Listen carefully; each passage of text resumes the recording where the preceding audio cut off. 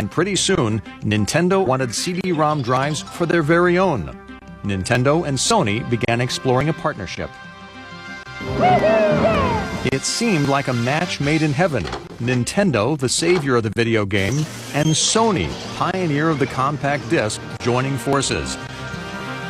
The plan was for Sony to provide an add-on CD-ROM drive to the NES console. But then came the prenuptial agreement.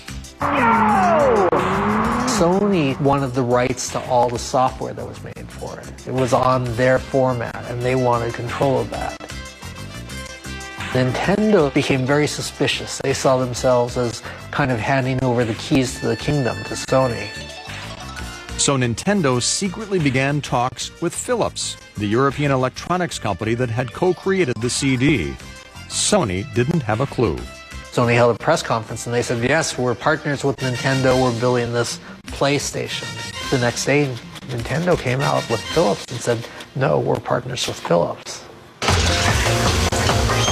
Hell hath no fury like an electronics giant scorned. Sony decided to make the PlayStation console on its own and went on the offensive, stealing away software makers who had been developing games for Nintendo. For game publishers, it was good business. A Sony CD-ROM was cheaper and faster to program and produce than a Nintendo game cartridge. It took a lot of time to actually manufacture the cartridges. So if you had a hit game, you will obviously want to sell more. The only problem is you can't get those cartridges into the stores for another 3 months because you had a very long lead time. Games also looked better on PlayStation than they did on either Nintendo or Sega. It's just like if you were in the game, it just sucks you right in, you know? The next thing you know, they owned the market. They had a good system, they priced it aggressively, they were the ones who remembered that you were supposed to be giving away razors to sell the blades. The blades in this case being the games themselves. That's where console makers make their real money. The guy who controls the proprietary format is the toll keeper. Everybody's got to pay him money to put their product on his machines. It's a licensing business.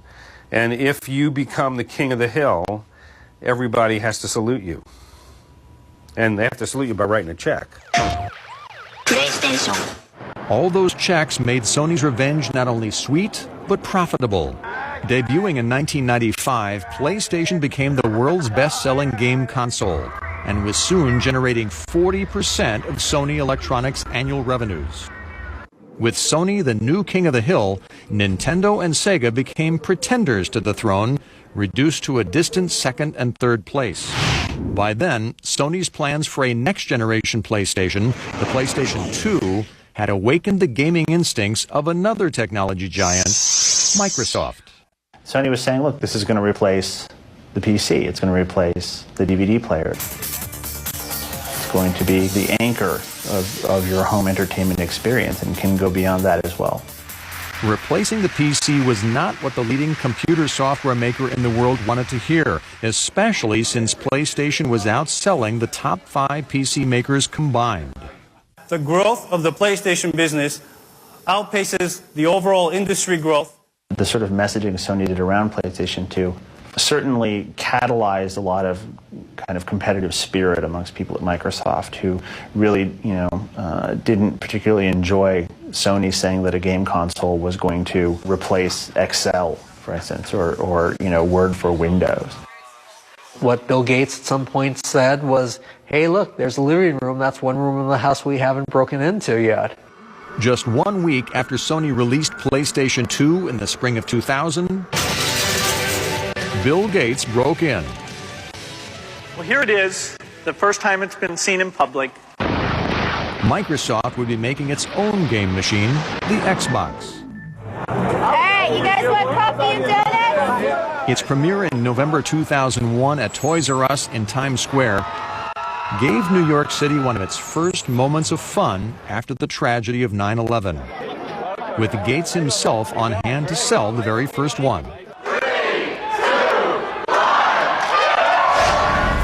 Since introducing Xbox and its successor Xbox 360, Microsoft Microsoft has lost $4 billion in its attempt to enter the living room. It doesn't matter to Microsoft that the Xbox division lost money every single quarter, 4 quarters a year for 4 years. Didn't matter. They were pleased because the way they saw it, they walked into a market where no one took them seriously. And the next thing you know, they were a player. That was in the console market.